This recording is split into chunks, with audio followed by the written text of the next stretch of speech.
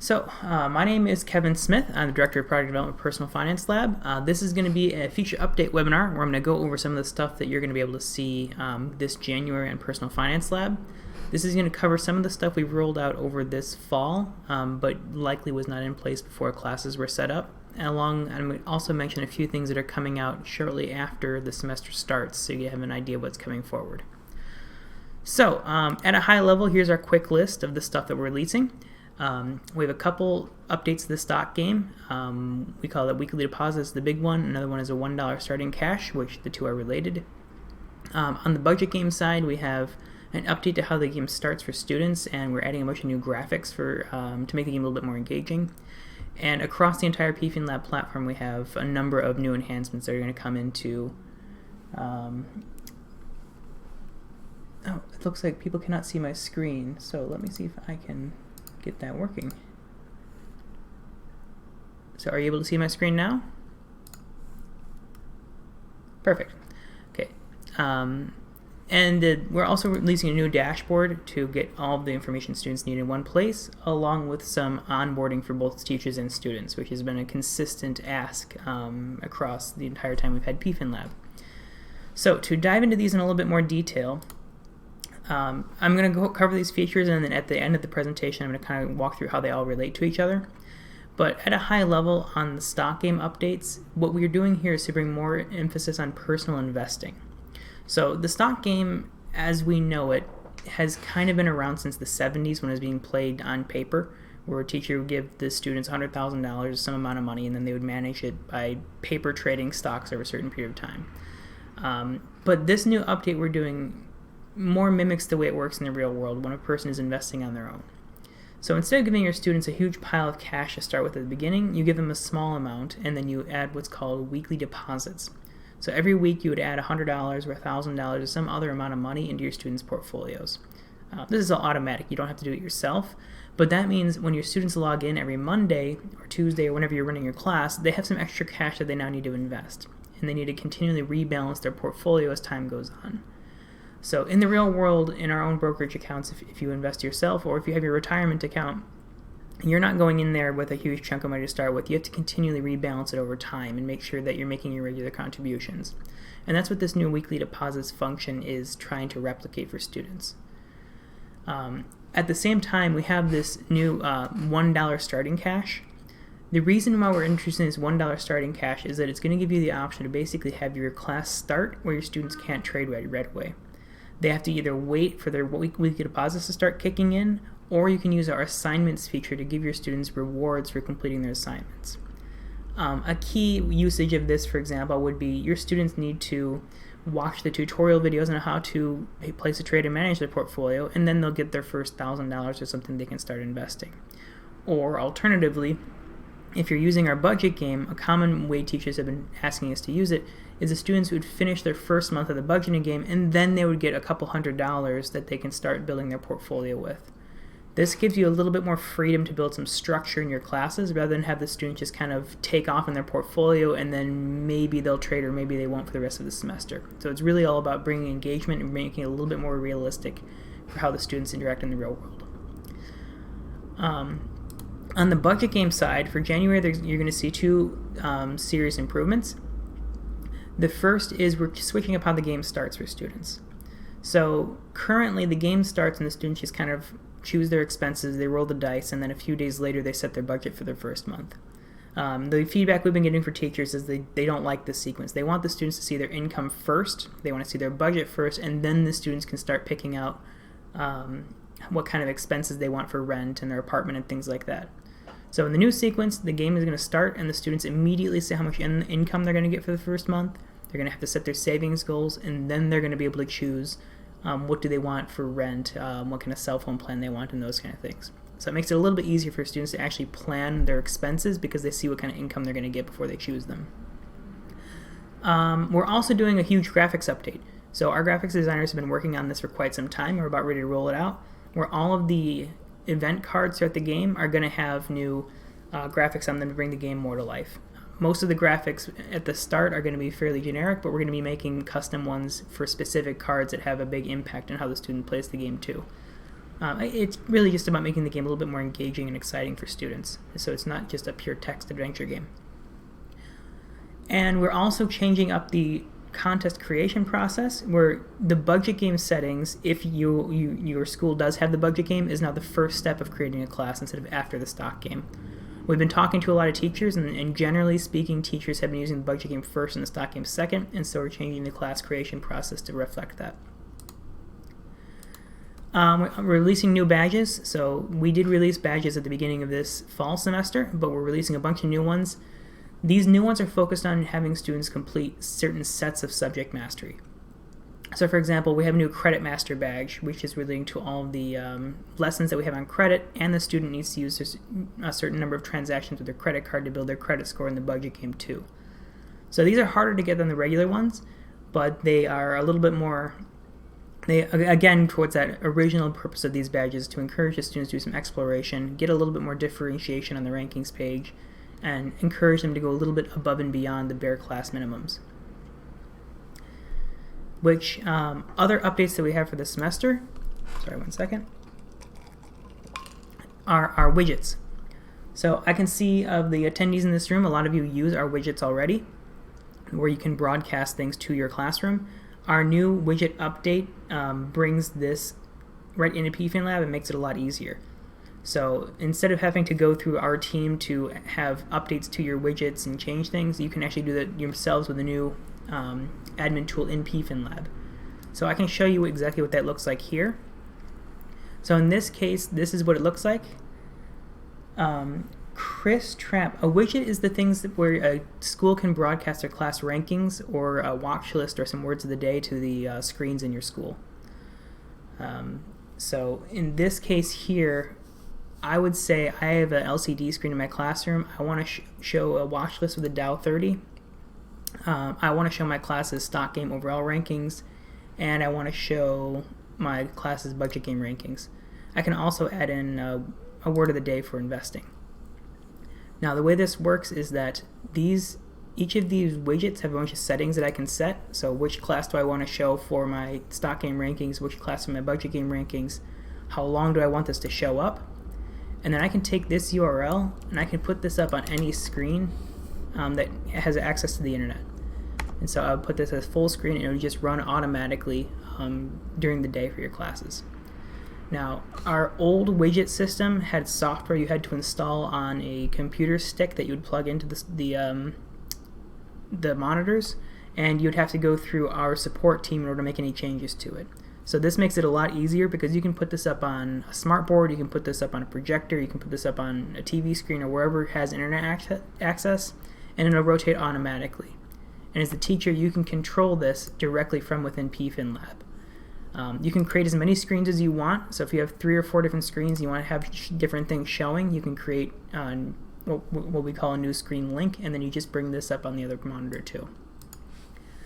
So if your school does have a license for the PFinLab widgets to broadcast your rankings and things to your classroom, you'll be hearing from our account managers in the next week or two with instructions on how to upgrade to this new system. And once you do, the administration of it becomes a lot easier, and you can do a lot more with it. And as you notice, we actually have a lot more widgets available. Instead of just the regular stock game rankings and the watch list, we also now have weekly and monthly rankings for the stock game. We have 4 different types of rankings you can broadcast for the budgeting game. You can broadcast your school's website, or if you have a classroom website, or if you have a Google Slides presentation you want to put up. We have a custom URL tool where you can just put any URL that's embeddable and it'll pop into the system as well. And these, of course, are our terms of the day from different subjects in our Learning Center that you can configure depending on which class you're teaching. So if you have widgets or you want more information about this, you can reach out to me or our account management team, and we'll be happy to walk you through it as well. Next up, our new certifications functionality. So in PFinLab, this is in beta testing right now, where we have a certain number of our personal finance lessons, activities and stock game in the budget game that students need to complete, and they can earn our financial literacy certificate of completion.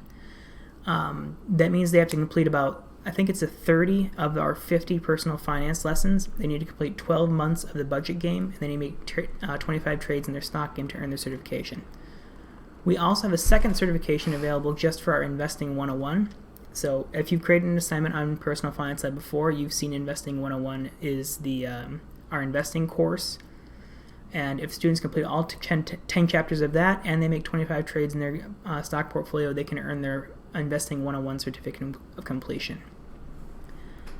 So the way this works is on the main menu for students, there's going to be a new item here called Certificates. The Certificates menu looks a lot like the page that we had before just for badges, but the certifications has a bigger emphasis on it. So there's usually 30 to 50 activities they need to complete in order to earn their certification. And once they do and they click it, this will download a PDF that the students can download with their name, the date of completion, and the back of the certificate actually has a list of all the badges they've earned throughout the platform. So you can see here, I can print this out and do whatever I would like with it, and it shows all of the competencies that I've earned throughout the course of completing my course. So if a student earns their certificate early and they can earn more badges along the way, we'll add the extra badges in here the next time they download it too. So our certifications is still in our beta testing. It is available if you go create your class right now, you can turn it on, but we're still making sure that the speed of logging is as fast as it is for our assignments, and it is giving all of the students their certificates right away. So if you want early access to it, you can try it out right away. If not, then it'll be available sometime in mid-January. Combo dashboard. So on Personal Finance Lab, this has been kind of a sticking point for some of the classes that have both the stock game and the budget game, is where the students arrive when they log in. So our new combo dashboard takes elements from assignments, the stock game, the budget game, and your general class settings and brings it all into one place. So at a high level, this is kind of what it looks like, where when your students log in, they see the assignment that you set for them. They see how long they have to do it, what the tasks are they need to complete. They see a little snapshot of their stock game portfolio. They see a snapshot of their current budget game status. If you have posted an announcement to your class, that's also right near the top of the page so they can see it, along with things like their current badge. Farther down the page, we have a couple other little widgets available, things like the last transactions from their budget game, or open orders they might have in the stock game, or a news feed showing the current market news. So depending on what your class settings are, different things are going to show up on this page. So for example, if I have a class that has a stock game but not a budget game disappears and this stock game piece gets bigger and takes up more of this screen because that's what I'm focusing on. The opposite is true if I don't have the stock game but I do have the budget game. The budget game gets bigger and emphasizes one piece or another. So it's a customizable dashboard that's going to work a lot better for current classes because currently the system is only taking students to their stock game or their budget game. There's no one place for everything. So we're expecting this to come online in the next 2 or 3 weeks. So before the holidays, you'll be able to preview this new dashboard. And then I'm sure that based on the student and teacher feedback we get in January, there's going to be some updates to this in February and March as well. Which leads to onboarding. So as I mentioned at the very beginning, onboarding has traditionally been the sticking point, but there's a lot of great features in PersonalFinanceLab, but it's hard for all of the teachers and students to get familiar with them. With most teachers, we usually do like an introduction webinar where we walk through everything, but that might not be enough for if there's multiple teachers at the school or if the students are having trouble getting involved in things. So with our new onboarding process, when a student logs in for the first time, it's going to launch a little product tour. So it's going to highlight different pieces of the page, explain exactly what it is, where they need to click next to get their stock game started or their budget game started, and kind of give them an interactive tutorial on how to actually use the site. So this will be in addition to the tutorial videos we already have, but it's going to be a little bit more hand-holding to help everybody get started. Professors will have the same thing as well. Teachers will have the same thing as well, where when you log in for the first time, it's an interactive walkthrough that'll help you get your first class started. It'll show you what the defaults are, it'll explain what the rules do, and give you recommendations for what kind of class you're running. So this is something that we're really pushing to have available for January 1st to help all of the classes get started. I don't have a preview to show you right now, but this is something that's been very important to us to help every teacher succeed in the PersonalFinanceLab environment. Now, to put this all together, I'm going to show you what we would basically recommend is our new Personal Finance recommended course outline. The way it would work is that I'm coming in here and I'm creating my class for the first time.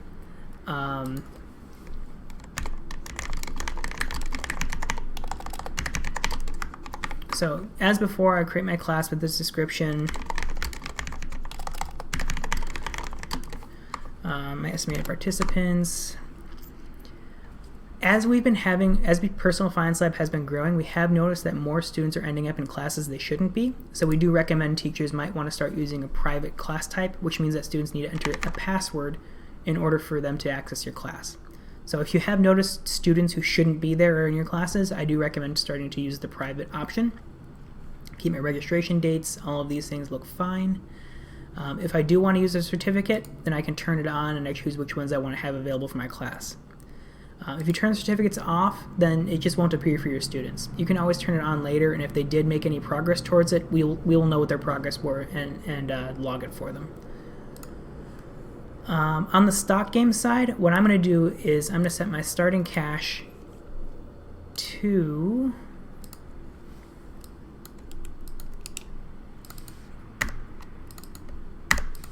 $1. So the reason why you can't use 0 is because it messes up a lot of the percentages if it's trying to divide by 0, so we'll start it at 1. So my students are going to log in when they start their stock game. They won't be able to do anything with it.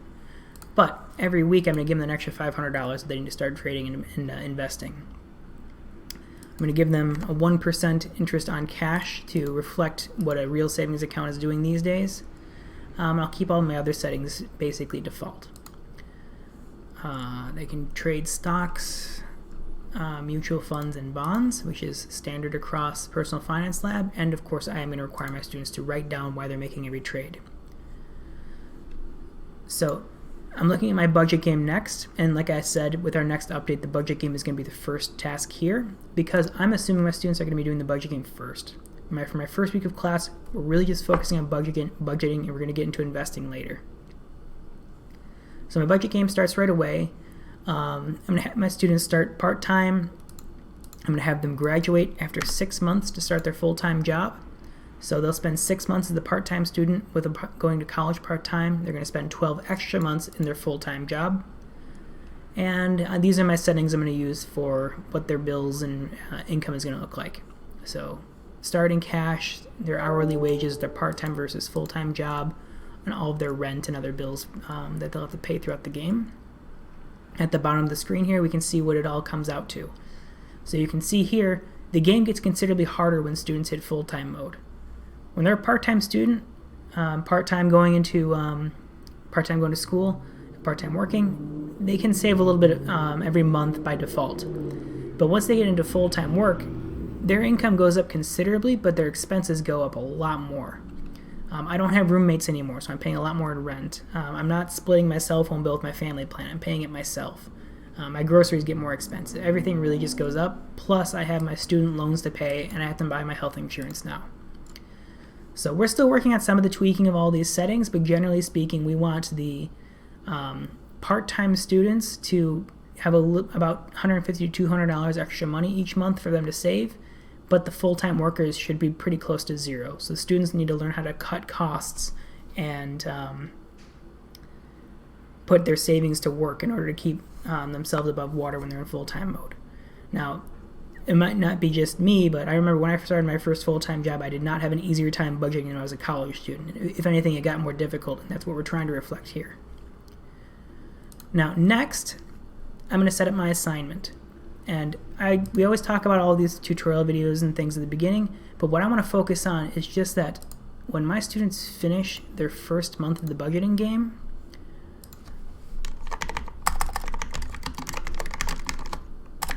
I'm going to give them their first $100 to use in the stock game. So that means when the students finish this first month, then their portfolio basically unlocks. They get their first $100 and they can buy their first shares. After the first week, they're going to get another $500 that they can invest. And we're going to use these rewards and that weekly deposits back and forth to keep these games connected together while still giving teachers the freedom to customize it the way they want for their class. So I'm going to create it, and now we're all set. Students are going to log in for the first time.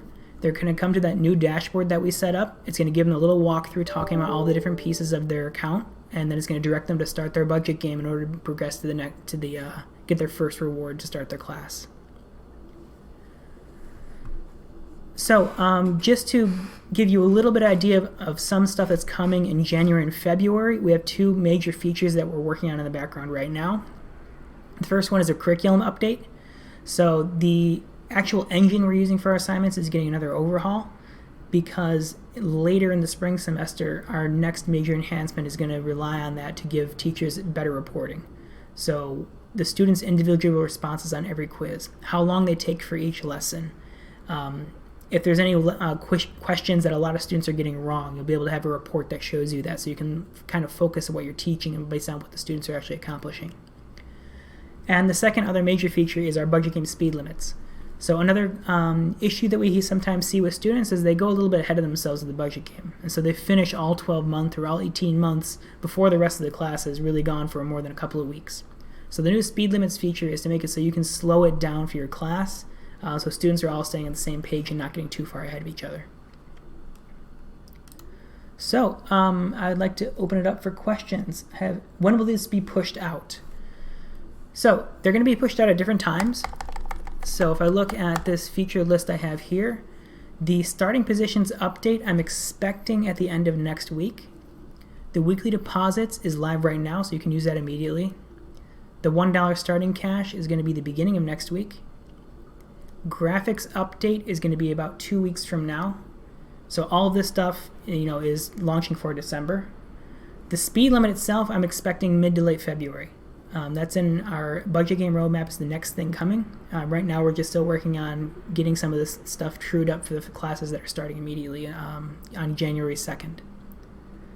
But yeah, the budget game speed limit is coming soon. If you do want to limit how fast your students are going through the budget game now, there is a workaround you can use. If you go into your budget game settings here, what we recommend teachers is that the total months the game played, so the length of the game, you can just start this at 1 month and then increment it up to 2 months and 3 months as your class goes on. It's a manual process where you basically add time as your class progresses, but until we have the speed limits in place, it's the most effective way to keep the students on the same page. And these other features that we have, the system updates, the badgets and widgets are done. The certificates is in beta, so if you're interested in testing it, you can. But we're going to do a full rollout in January. Combo dashboard is in the next 2 weeks, and onboarding is by January 1st. So all of this stuff is coming before January 1st, and the coming Spring 21 is what we're expecting by the end of February. A curriculum map of the lessons. So this is something that we're actually working with our marketing team on, because this is going to be a document we want to have to be able to distribute at the at our conferences and whenever we're meeting teachers in person once the world starts opening back up. But curriculum map of the lessons, what we've done so far is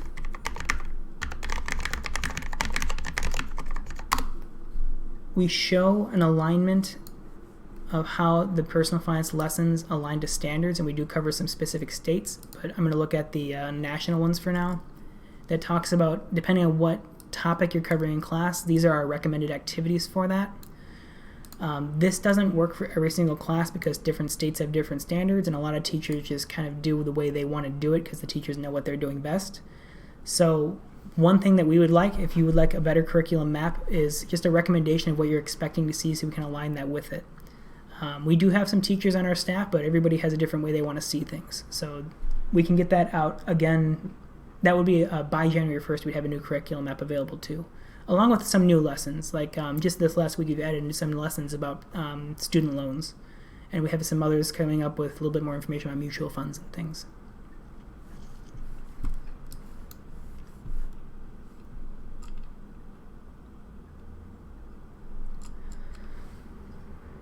Okay, great. Do we have any other questions?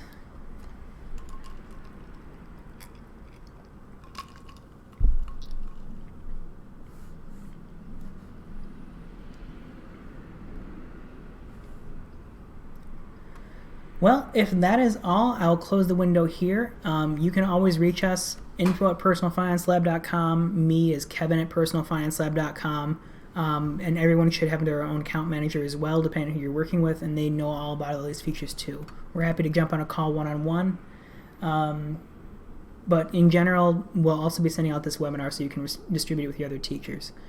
So as we get closer to all these things coming out, if you go to PersonalFinanceLab.com, on the homepage here we have a blog. The blog always highlights our feature release updates. So if you check this once in a while, you'll see whenever we release a new feature, and you can click on it and get a big detailed outlook of how this actually can impact your classes. So if that is all, thank you for joining me. I'm looking forward to working your classes in the spring.